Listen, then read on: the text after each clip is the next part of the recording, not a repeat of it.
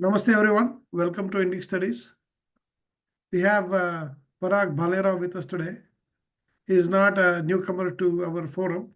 He was here earlier on to talk about Purusha Sukta, on which he has written a book.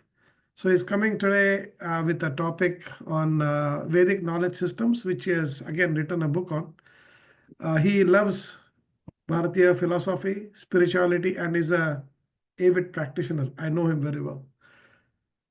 He loves to study the depths of various components of the Ved, and also conducts events where he lives in the USA. He is inspired by Dr. P.V. Vartak's works, and that's where he drives his exploration of scientific knowledge from. Having introduced Paragji, I'll hand it over to you. Thank you so much. Good morning, good evening. Welcome everyone for today's exciting session. Today we are going to understand about structure of Vedic knowledge system, what exactly it is, how it is organized, so on and so forth. We have a wide variety of audience today, so we will keep it at a introductory kind of a level without diving deep into any specific topic. Of course, if anybody has any questions where we need to dive deeper, we can take it offline, or I can give you some references as we move along this discussion today. And towards end, we will have question answer session. So if you have questions, maybe you can type the questions, or towards the end, you can raise your hand and we will answer all the possible questions within the given time frame. With that, let's get started. Once again, my name is Parag. I live in US. By background, I am in IT industry, and by education, I have master's in science and master's in MBA in HR and marketing. Very passionate about our culture, our background, our traditions, so on and so forth, but not in conventional way, but a little bit different. I try to explore why we do what we are doing. What is the significance of it? What is the meaning of it? What is the iconism behind various stories or various scriptures or various paintings or murtis and statues and so on. So it's a little bit inquisitive, little bit exploratory kind of a mindset.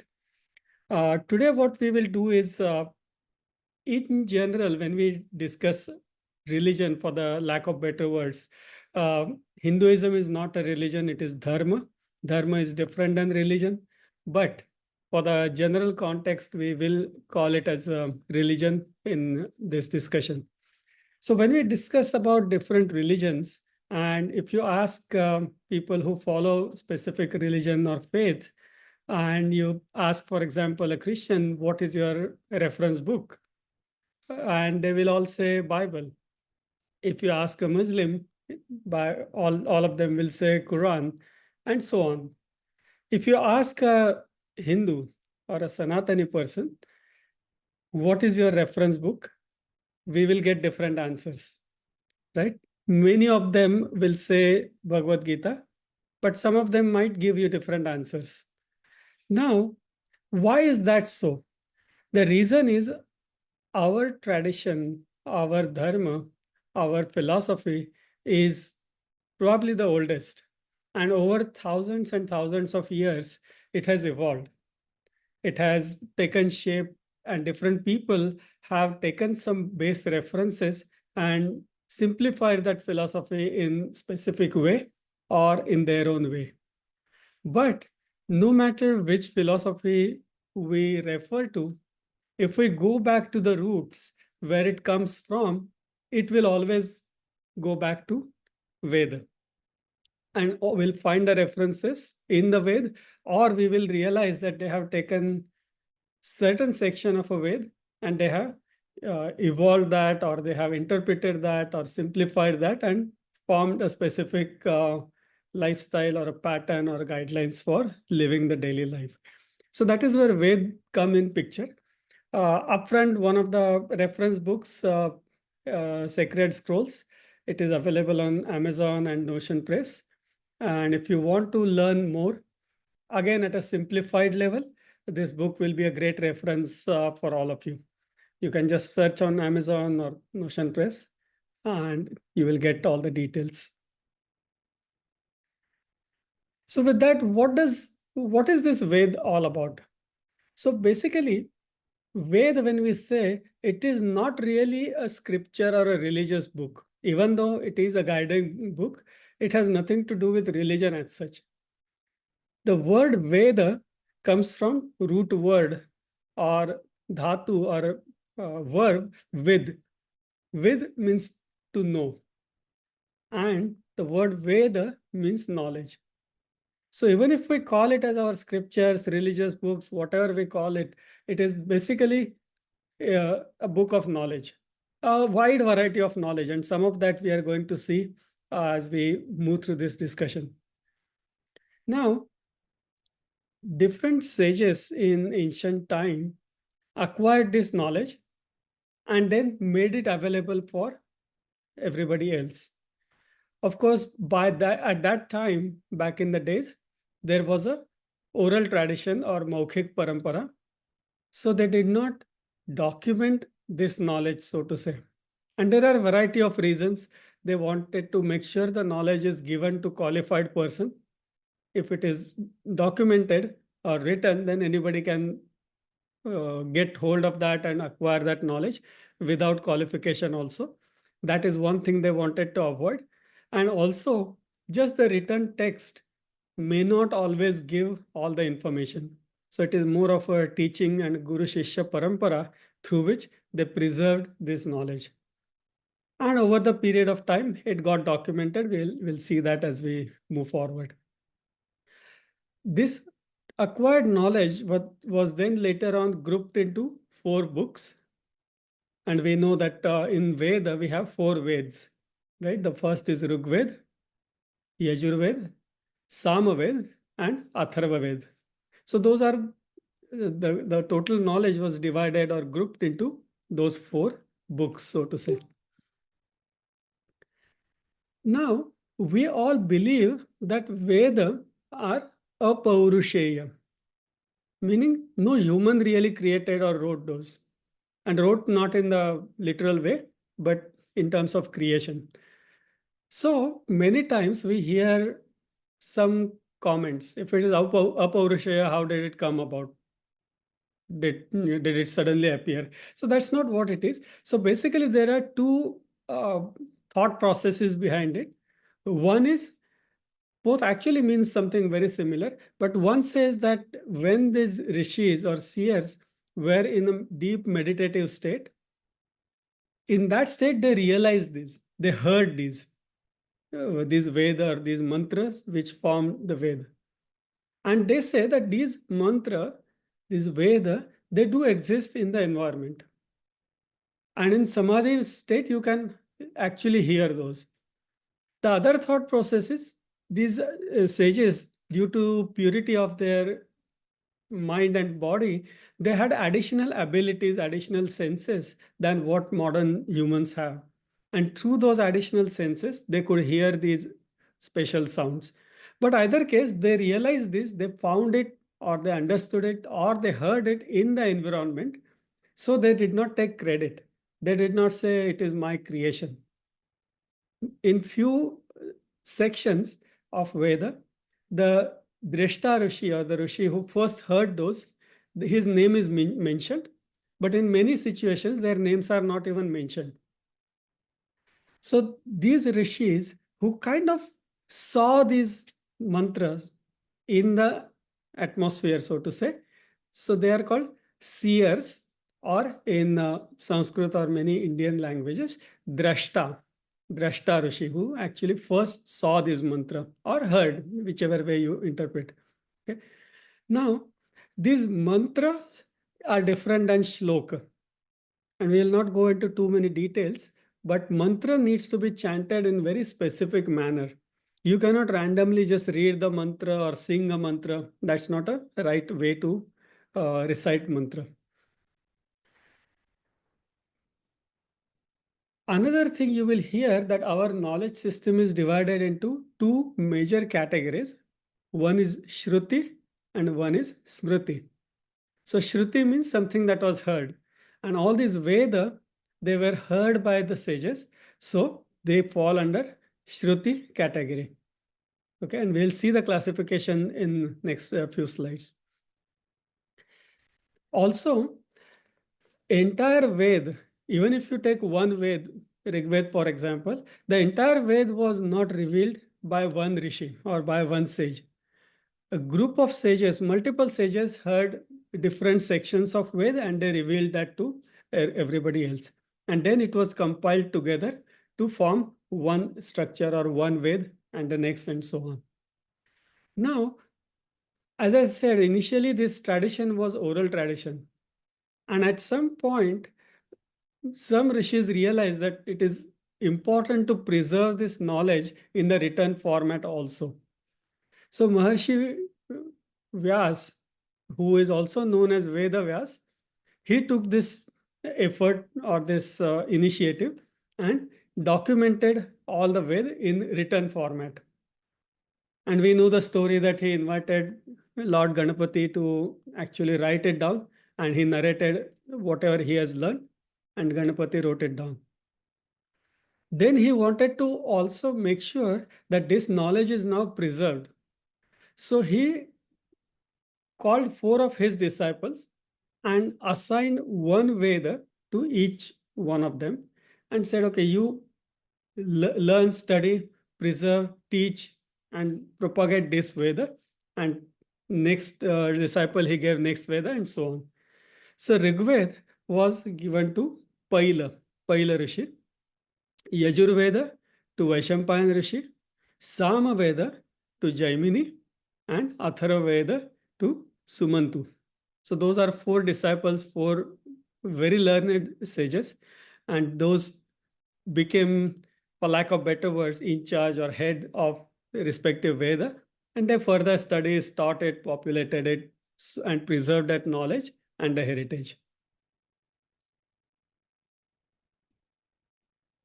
So we just said that Veda are Shruti Grantha, that is heard by the seers or the Drashta Rishis.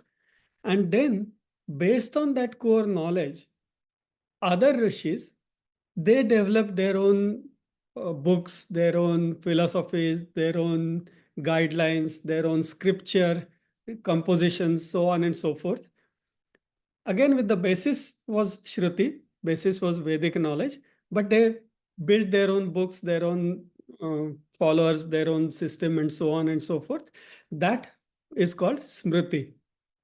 And Smritis are beautiful granthas, beautiful texts. They address and talks about so many topics that are even relevant today. Now, when there are 2 references, Shruti and Smriti, what if there is a conflict? And there is not really a conflict, but sometimes the interpretation can be contradictory or conflicting. So there is a clear guidance that if there is any such conflict observed between Shruti and Smriti, then the Shruti will prevail. The Vedic knowledge will prevail over non-Vedic or over Smriti knowledge. Okay. Shruti Smriti Virodhetu Shruti eva gariyasi. That's the saying which says Shruti will take precedence, or the whatever is mentioned in Shruti will be taken as pramana for any interpretation when there is a conflict. Now, this is just some examples of what falls under Shruti and what falls under Smriti. So in Shruti, there are 4 Veda that we saw, and each Veda has its own Brahman. Now, this Brahman is not a caste or a Varna in this context. It is a text. It is a kind of text, and we will understand it a little bit in a minute. So Ved itself has, all Veds have further these 4 components. The core Veda, which is called Sanhita, then Brahman, then Aranyaka, and then Upanishad. You will see some people arguing whether Upanishad is Ved or not. We will not go into that argument. We'll understand a little bit about it in a bit, but we'll not go into that argument. On the Smriti side, so before that, the Shruti side, whatever you see here on the left side, that's all. There is nothing more. There is no additions, no enhancements, nothing. It's frozen. Whereas Smriti, there are multiple books, literally thousands of books. Even if you say Purana itself, there are literally thousands of Puranas, right? So Smriti has again Itihasa Grantha and Purana Grantha. Now, Itihasa again has only two texts.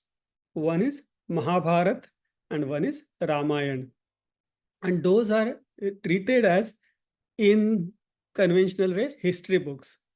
But it's not history, it's Itihas. Itihas means it is exactly how it happened. So it's a very truthful description of what really happened. It's not a fantasy, it's not a fiction, it's not somebody's imagination. It's exactly how it happened. And there are thousands of references that prove that it really happened and when it happened. So if any of you are following Nilesh Oak, he has done tremendous research on Itihas Grantha and extracting certain references and prove that it did happen and when exactly it happened, where exactly it happened, so on and so forth. So those are two Itihasa Grantha. And then under Purana, there are a lot of Puranas. And then there is Dharma Shastra, Sutra, Vedanga, Upaveda, so on and so forth, multiple texts. We will discuss a little bit about Vedanga and Upaveda because those are kind of one-on-one related to core Vedic knowledge. But other texts, we will not go into too many details in this discussion. So I said, Hinduism is not really a religion, it is a dharma. When it is dharma, it is not a dictatorship. It doesn't say you cannot do this, you can do this, you have to do this. There are more of a guidelines. You live a divine life, a truthful life, life that will not hurt anybody, that will not bother anybody, will not cause trouble in the environment, so on and so forth. Some basic simple principles. And again, there are a lot of elaborations around what those principles are and how those can be applied in day-to-day life.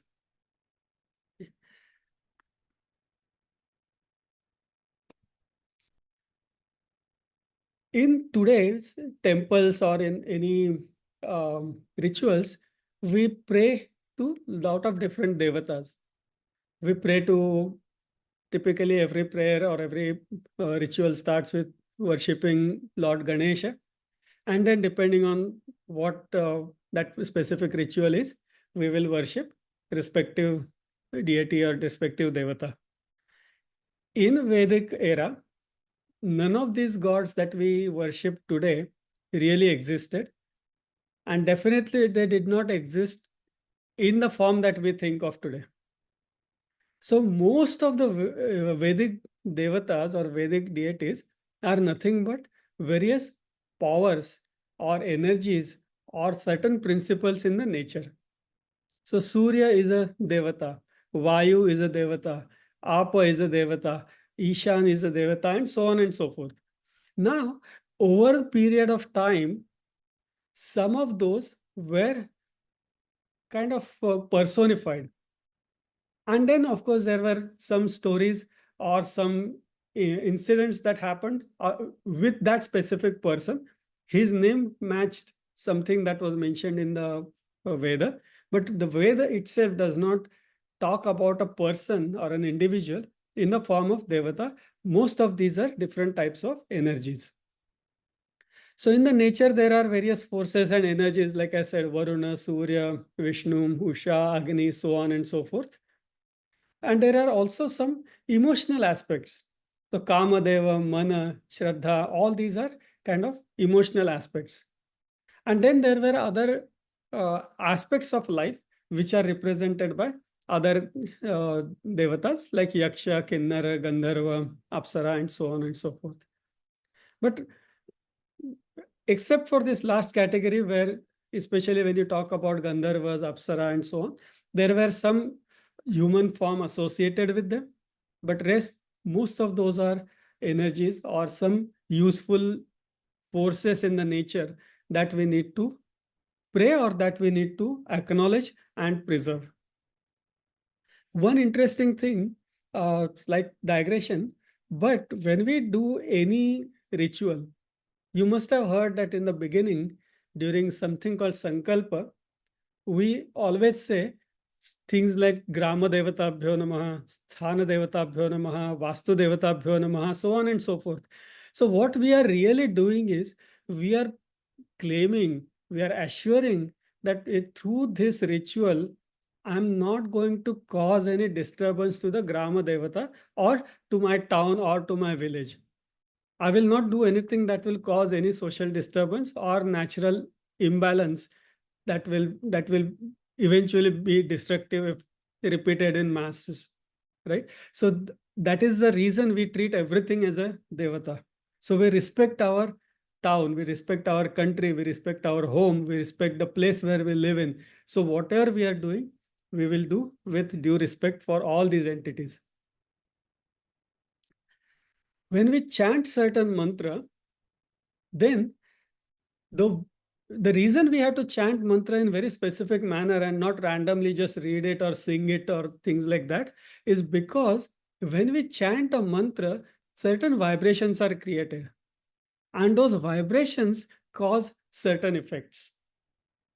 And that is why it is important to learn those mantra and how to chant those and chant exactly the same way. And these mantras can cause physical actions in the nature or in our body. That is why understanding what certain mantra means, when to employ which mantra, what is the right way to chant it, what is not a right way to chant it, all those things are very important.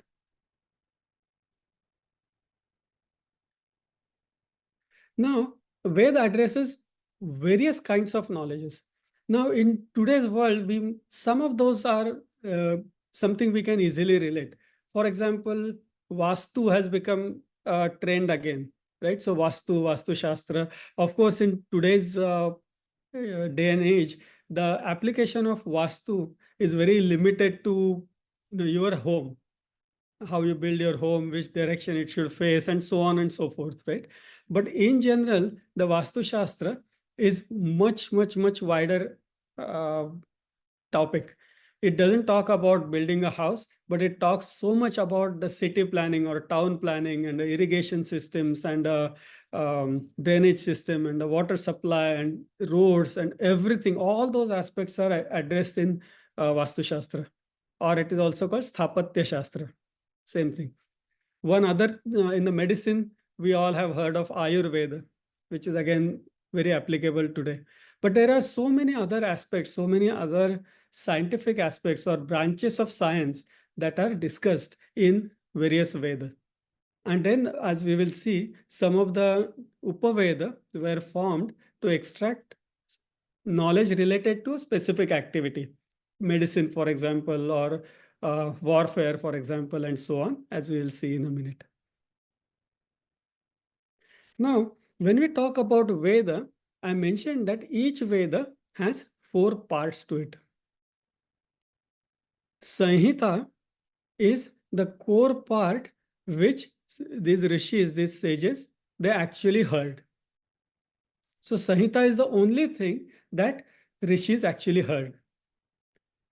Then Brahmana is additional discussion, additional elaboration given by those rishis.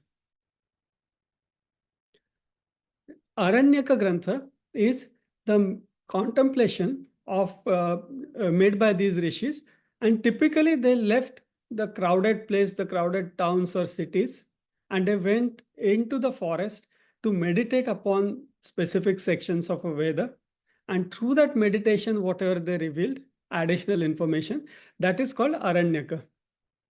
Aranya means knowledge, Aranya means forest or jungle. So whatever they acquired, whatever they realized through meditation or contemplation of specific sections of Ved, those became Aranyaka.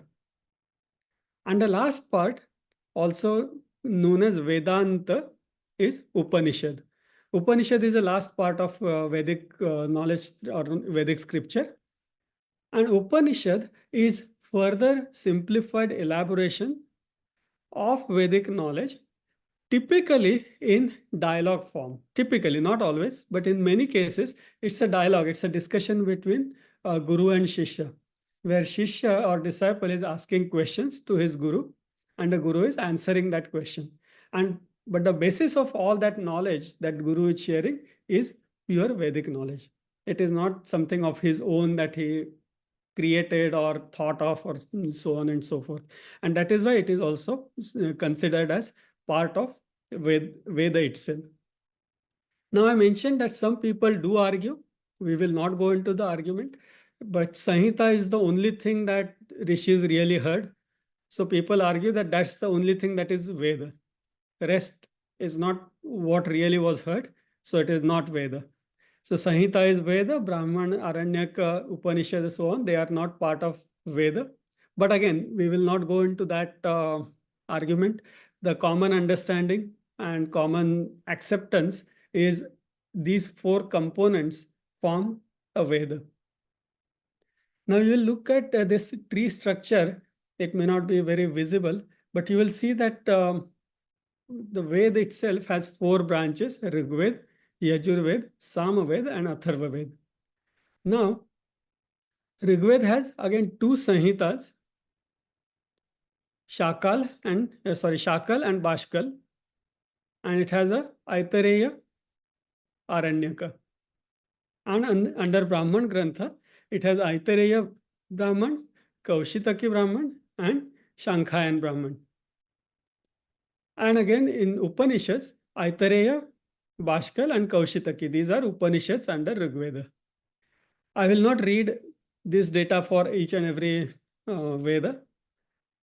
But as you will see that every Veda has its own Samhita, its own Aranyaka, its own Brahman, and its own Upanishad Grantha. And that whole combination forms that specific Veda. Now, one interesting thing you will see here is in Yajurveda, there are two Yajurveds. One is Krishna and one is Shukla. You will not see that kind of division in any other Veda. Now, why did that happen? That is because, if you remember, sage Vyasa assigned Yajurveda to Vaishampayan, sage Vaishampayan. Okay. Now, sage Vaishampayan had one disciple who was his nephew also, and one of the brightest. So Vaishampayan taught him the entire Veda, entire Yajurveda. Eventually, there was some disagreement between both of them. Some arguments, some fights, some disagreement. And then Vaishampayan got very upset. And he said, I taught you all these things. Give it back to me. Vomit it back to me. So give me my knowledge back, basically. You don't carry my knowledge any further. Give it back to me. Now, when he gave it back, there are two stories how exactly he gave it back. One is there is a literal reference that Vaishampayan said, okay, vomit it back. Now, vomit it back does not mean physically vomit in the form of a throw up, but some people interpret literally and get carried away. But those people say that, okay, he vomited that, and there were birds around called Tittari birds who came and ate that vomit, and they became knowledgeable, and they carried the further that knowledge system. And those were Tittari birds. So their knowledge or their Aranyak and so on, or their Samhitas were called Taittariya Samhita, Taittariya Aranyak, and so on. In reality, which is more makes sense kind of, is Vaishampayan called other disciples and told his nephew that, okay, now vomit it back to these guys. That means whatever I have taught, teach it back to these other disciples, give it to them. And then one of the prime sages in that was Rishi Tittari. And Tittari learned everything and then further elaborated and carried that tradition that became Taittariya Samhita and Taittariya Aranyak and so on and so forth. Okay. So that is why you will see that there are two branches only for Yajurveda. And now that knowledge is given back, so this nephew wanted that knowledge again. He wanted to be learned. So he did penance, and Lord's son or Surya Dev was happy with his penance, with his tapasya, and Surya Dev appeared in the form of Vajin or a horse and taught him everything. So that knowledge that came from sun god was considered as more pure. So it became Shukla or white. That white and black translation is really not the best translation, but the knowledge that he got from sun god, it became Shukla, Shukla Yajurveda, and whatever he taught again, that became Krishna Yajurveda. And again, one of the logics is when he taught something back, there were probably some deficiencies, some differences than what he learned from his teacher. So there was some probably dilution or some deviation. That knowledge was called Krishna Yajurveda. So that is how those two branches for Yajurveda.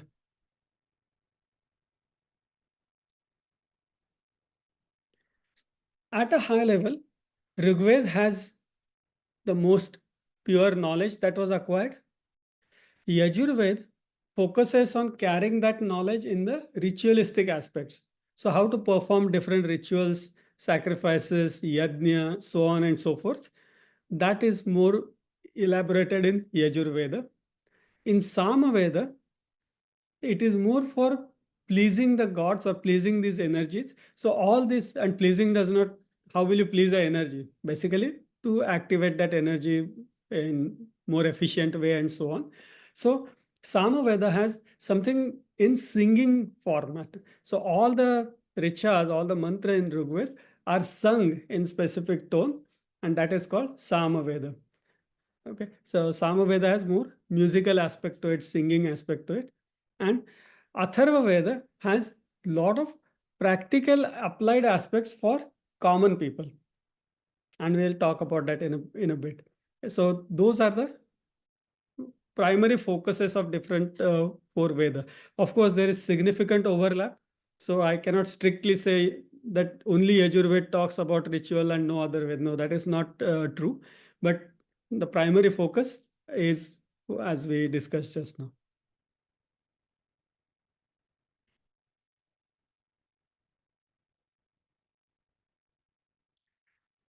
So Sanhita, we saw that is the original mantras that rishis heard, and that was put together and it was called as Sanhita. Sanhita means collection, everything collected together. Okay. Back in the days, the primary application of Veda were in Yajna. And the rishis that perform Yajna, they are called Ritviks. And again, depending on which primary Ved they are expert in, there are different types of Ritviks. We will not go into that right now. But again, when we say that the most important application of Veda was in Yajna, the Yajna itself is totally different concept in Vedic era. Today, when we say Yajna, we only think of fire altar. We only think of a brick structure in which wood is lit and fire is lit. That's the only form of Yajna that we know in today's day. But that is not true. Any process with a specific intent where you do offering, or we basically give some input, perform the process and get a specific output, that process itself is called Yajna. And that can be any process. And that is why you might have heard that eating food is a Yajna, because you take the food, you intake the food, you process it and get energy for your body. A very simple example.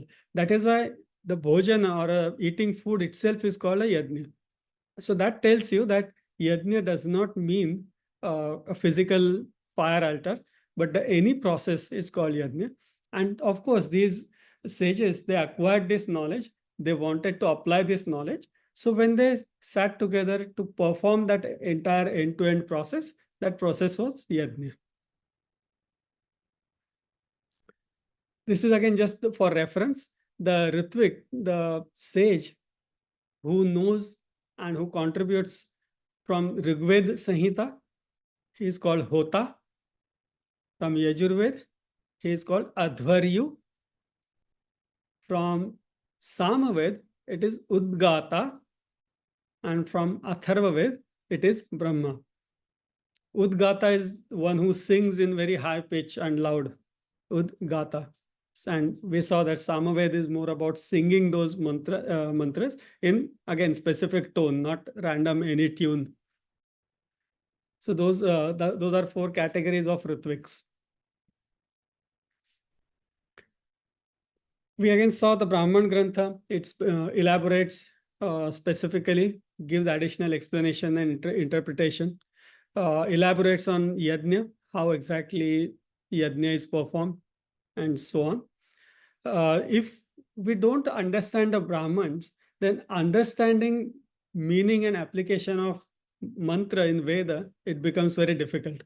So a lot of explanation and application and additional details about various mantras are explained in Brahman Grantha. This is more again of a data which Ved has which Brahmans. We saw that little bit in the diagram, but this is more text format or a tabular format. If you have studied, you might have heard of Shatapatha Brahman, Gopatha Brahman, Aitariya Brahman, Taitariya Brahman. Some of these names you might have heard.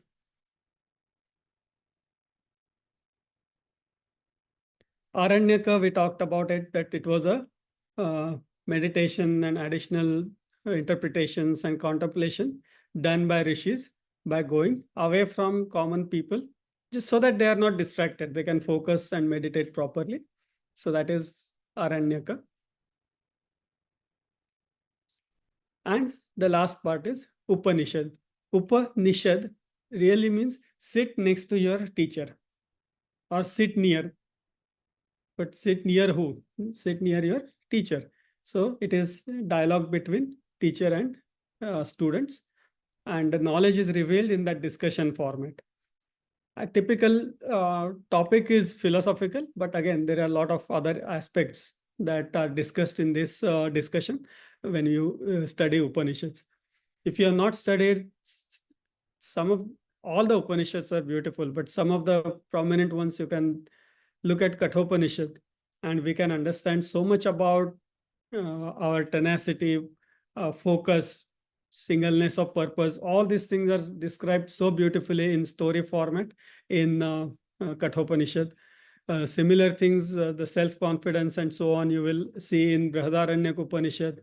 A lot of philosophical aspects you will see in various other Upanishads and so on. Again, this just explains a little bit about which Ved has which Upanishads. Again, I'll not read through the entire text. Atharva has large number of Upanishads. Okay, there are 52 known Upanishads, and there probably are more that are lost over a period of time.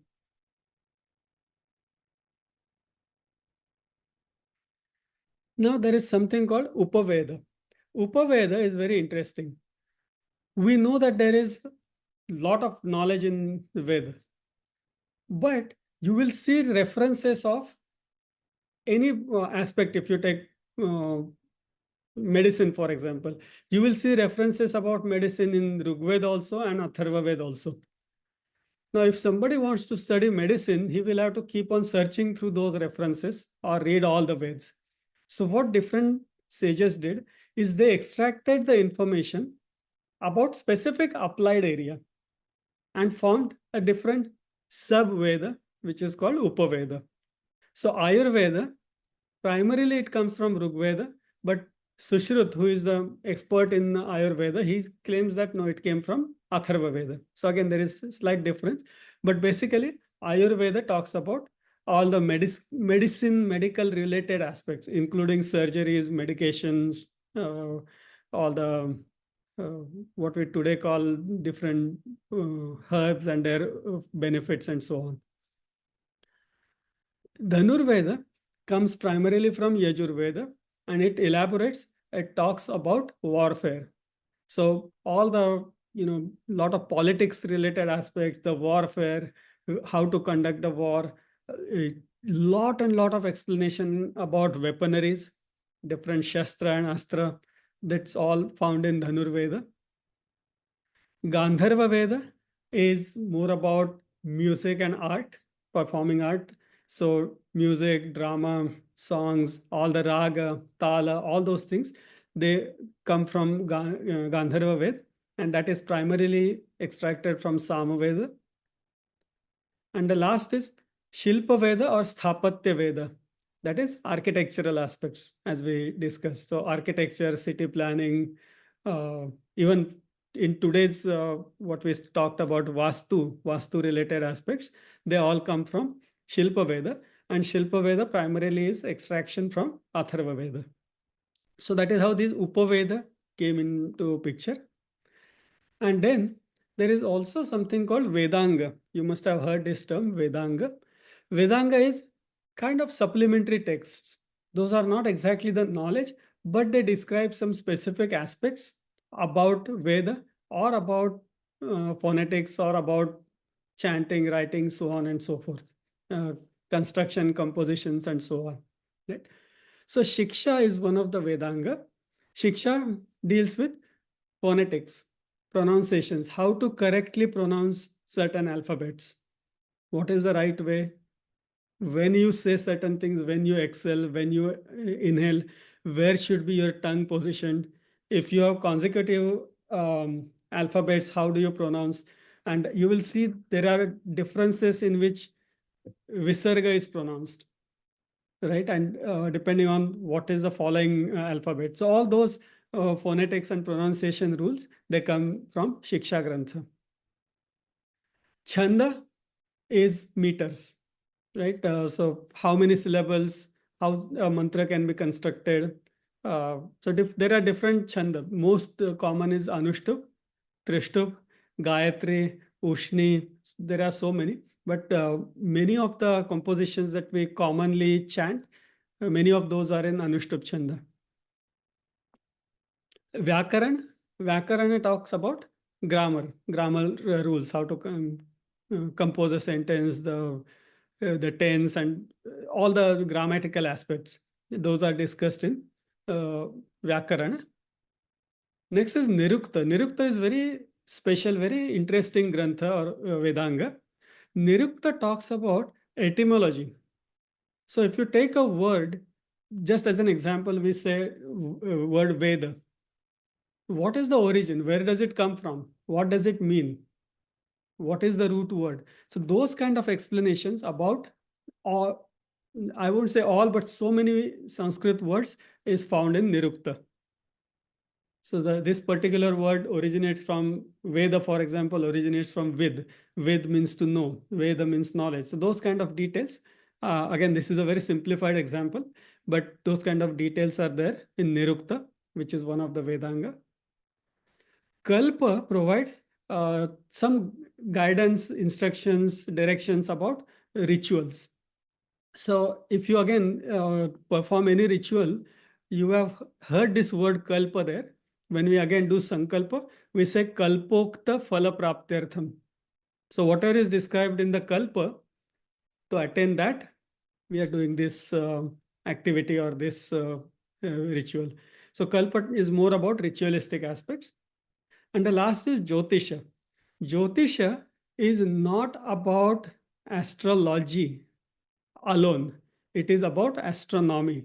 So there is a detailed explanation about astronomical aspects, about the solar system, about the galaxies and multiple galaxies and time references and so on and so forth. There are so many wonderful details in Jyotisha Grantha.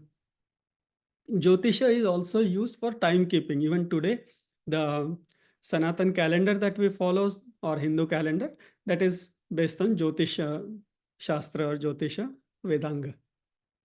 So these are 6 Vedanga, and we saw 4 Upaveda.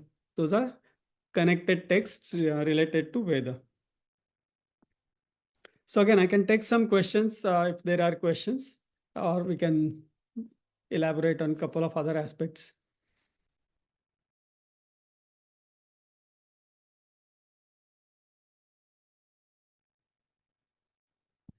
Thank you, Paragji. Right on the dot, 45 minutes. Fantastic. Good overview of how the Vedic texts are laid out and good basic information. That's fantastic. So the forum is open for questions, and you can raise hand in Zoom or type in chat and the moderator will ask. So we have Parthasarathi ji, please go ahead. Yes, thank you so much. Enjoyed your talk, Parag sir, very much. My question is, when the rishis heard the Shrutis, it was not in the lyric form like what we chant. It was all in a coded language. How did they consolidate what the Shrutis they were hearing? For example, like Narayana Suktam, Purusha Suktam, Rudram. So how did they finally solidify what they were hearing as Shrutis? I'm kind of curious. Very interesting question. And there are again multiple thought processes. Yes. Some people say that they did not really heard the exact words. They did not hear the exact words. What they heard were most of tones or like humming sounds. And then they constructed with the closest matching words to form that sukta or form that mantra or that section. That is one stream of thoughts. The other stream of thoughts is no, they exactly literally heard the way they recited or they taught further. So again, there is these compositions are so old that there is nobody that can authoritatively say that no, that this is exactly how they heard. Unfortunately, today I don't know of anybody who is so pure that he or she can go back and hear those sounds or those mantra again and confirm that no, this is how they appear in the atmosphere. So unfortunately, there is no concrete answer for that question.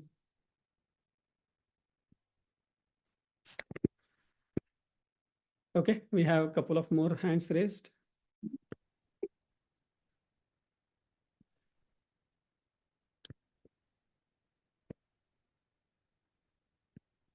Can we go to next? Yeah, good evening. You just now mentioned this Ayurveda is a Upaved of Atharva Ved according to Acharya Sushrut. Is it mentioned in Sushrut Samhita? Yes. Okay, okay. Yes. Thank you. Welcome. Okay, there is one more hand raised. Anjali ji.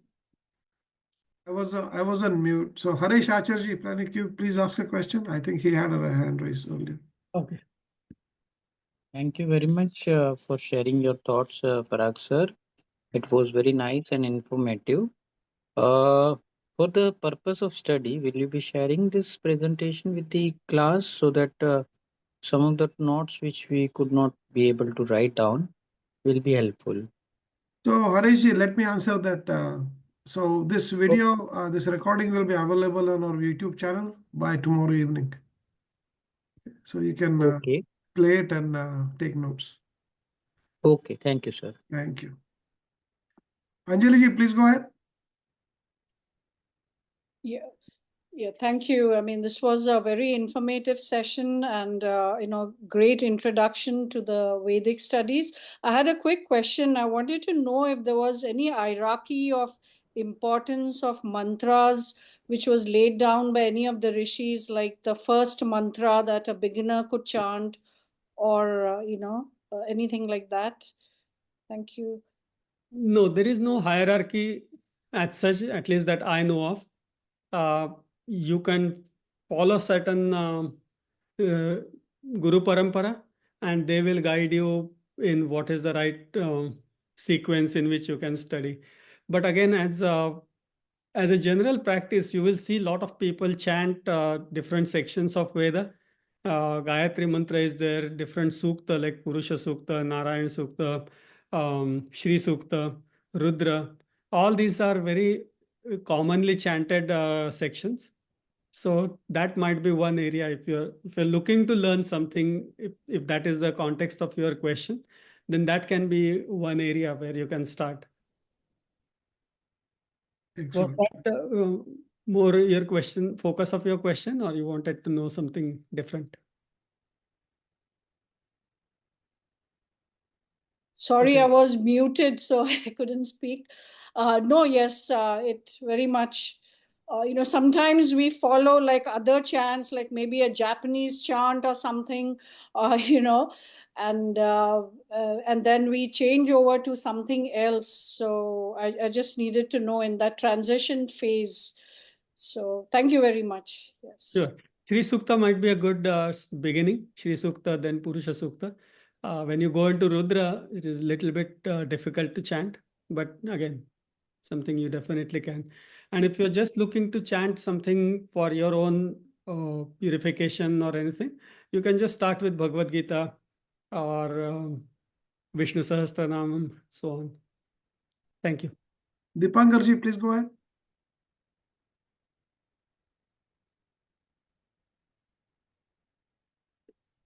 You are still on mute, Dipankarji, if you are talking. No, Dipankarji, I asked him to unmute. Okay, it's fine. Okay. Narmitaji, please go ahead. Oh, he's back. Okay. Hang on. Okay. So, Namaste, Paragji.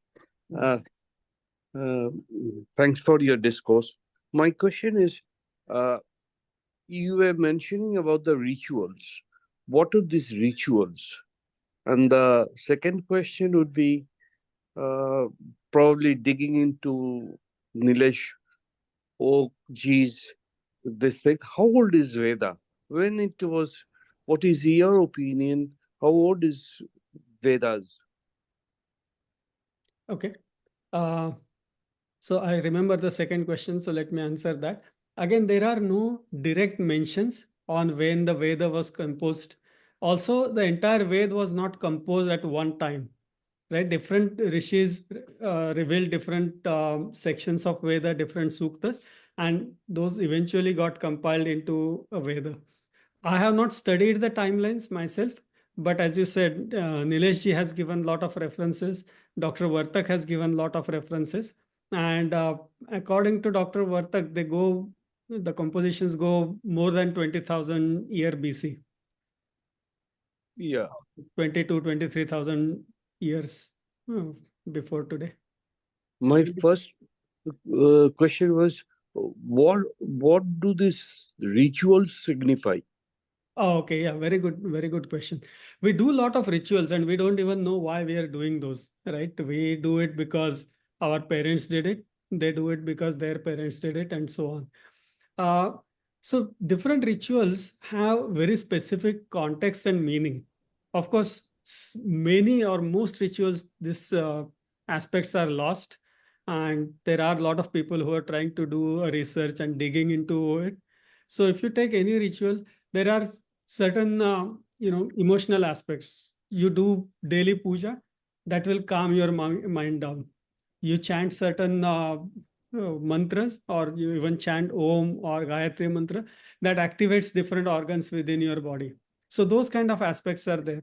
But when you talk about bigger rituals, for example, Vastu Shanti, when you perform Vastu Shanti ritual, you are basically making sure that your Vastu and the surrounding area is purified through various mantras and through burning this very specific wood. Also, you are being very polite by apologizing to the life that existed on that land before you cut down the trees, before you did digging, you accidentally killed so many creatures and so on. So you're kind of apologizing to them and saying that, okay, you can go and live somewhere else. So there is a whole aspect of any ritual. There are philosophical, practical, scientific, social, humanity, all kinds of aspects are there in different rituals. Thank you. Nirmitaji, please go ahead. Namaste. Thank you so much for this excellent discourse. My question is for somebody who wants to study our scriptures, how much of all of this knowledge in scripture form is available to us today, and how would we go about studying it? How much is available? There is a lot. I mean, even with internet, you can just search for any Ved and you will get the text for any Ved, right? So availability is there. How to study becomes very interesting because the topic is so vast that again, not me, but any learned person today cannot authoritatively say that I know of, that I know everything about every Veda. It's impossible. And I don't think anybody would dare to say that, even if you say the greatest of the sages that exist today, right? So how do we start? Again, my intent behind writing this book was to give this initial information. So what, at least get an understanding of what all this literature is all about, what topics are there, what basics, understand the basics, and then you can pick a specialty and then start studying maybe Rigved, maybe Atharvaved, or maybe start with one of the suktas and so on and so forth. Paragji, just a suggestion also around that. So, is it better to form a study group or join a study group in your local area? That would give a better perspective, right? With somebody who already knows more than you do. Absolutely, that's Guide you. fantastic. I mean, finding the right guru. Again, what happens is it really depends on what you want to learn. If you just want to learn how to recite certain things, there are a lot of groups.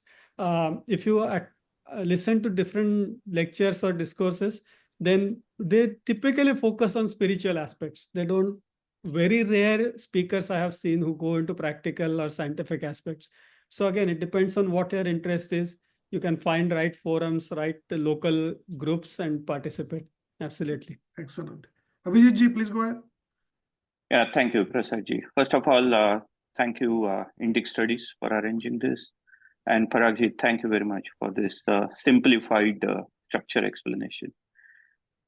My question is, you mentioned we lost so many sutras, shlokas. I was curious, what was the reason to lose those? Like, did those become irrelevant? Were they destroyed? What did happen? Yeah, so invasions caused a lot of destruction. So those were, most of those were destroyed through invasions and related destructions. And there are a few also where, each sage started teaching to his disciples, then his disciples, and then somewhere one disciple wrote some, for example, say Upanishad. And eventually he did not get enough audience or enough disciples to sustain that. So you will find name or reference of that Upanishad somewhere else, but you will not find the text because it was not preserved, it was not further propagated. It became irrelevant to the society and somewhere. I won't say it became irrelevant, but there was no parampara to retain that over a period of time. Okay, thank you. Atul Gandhi, please. Thank you.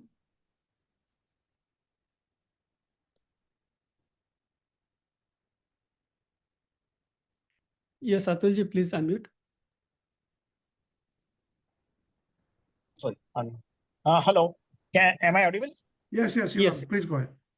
Yeah. I would like to know two, three things. One thing is actually which was the language in which the Ved was originally written, or the pronouns. And second thing is actually what is the significance of Om? Any reference is there in any of the Ved? And the third thing is that I just would like to also know that if there is any reference or this things of swastik, that symbol, swastik symbol, in any of the Ved. Yeah. Okay. Again, can you ask the first question? First question is that the language in which Language. originally it has been written or pronounced or heard. Right. So the language in which Veds were revealed, it is called Vedic Sanskrit, which is different than current Sanskrit.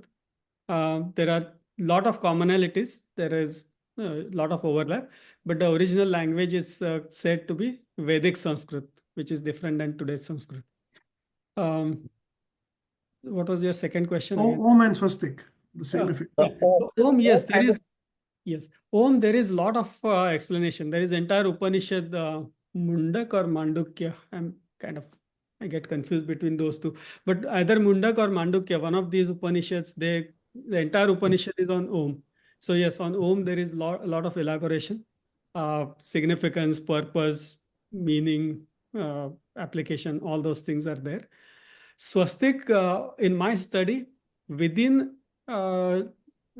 Vedic context, I have not seen that, because again, but I cannot claim that I have read every aspect and understood every aspect of every Veda. But if at all it is there, it should be in Atharva Ved, which is again for common people, more applied aspects.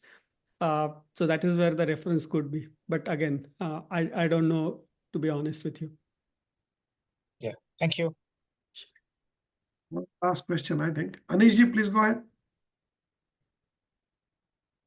Thank you, Paragji, for your excellent presentation. I had only one simple question. Is Gita a Shruti or Smriti? So I will let you answer that question. Where is Gita found?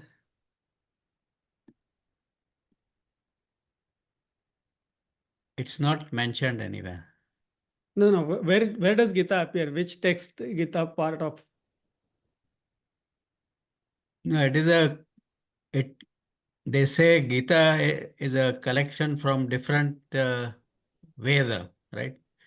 No, so Gita is not from different Veda. Yeah.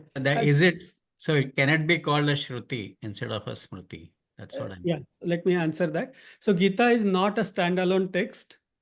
Gita is part of Mahabharata. The entire Bhagavad Gita as is appears in Mahabharata.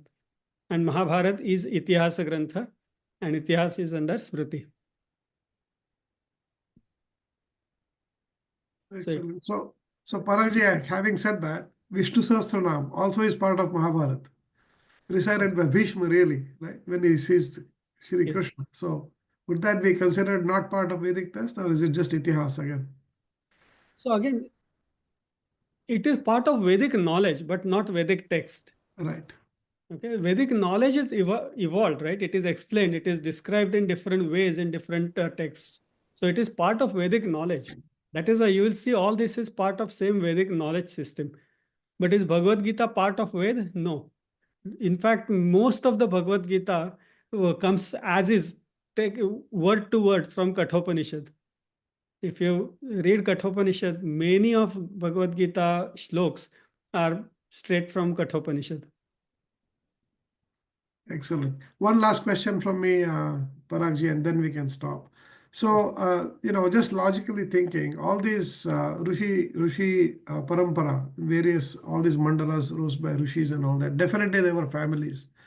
And the mandalas were claimed by Rishis of families of Rishis, right? So, and over say 25,000 years, just take a number on the antiquity of the Ved. So how many Rishis may have contributed to building of the Ved and penance and sadhana and so on over number of years, and all this knowledge was developed. We know about 10, 20 of them, but each family could have hundreds of them, right, over a period of time. Correct. So again, when we talk about specific sections, you will see name of a Rishi. But again, it is not just one Rishi, it is his entire family. And family does not necessarily mean his biological kids, but it can be his disciples also, or people in that Gotra also. So it is a combination. So again, with the names mentioned itself, there will be maybe close to 50 names. And there are a lot of suktas, a lot of sections where no name is mentioned at all. So we don't know how many sages contributed to that. Very nice. And also, even Veda Vyas, the last one we know from the Mahabharata, he was a 28th, not the first one, right? The last one, really. Yeah. And unfortunately, that Vyasa system, the editorial system, who was responsible for managing all this knowledge, was lost during Mahabharata. That's unfortunate. But Correct. Yeah, so that's another aspect. 28th Vyas, not the only Vyas. Yeah, and that is true for, because logically, if you think Maharshi Vyas, his reference comes in so many texts.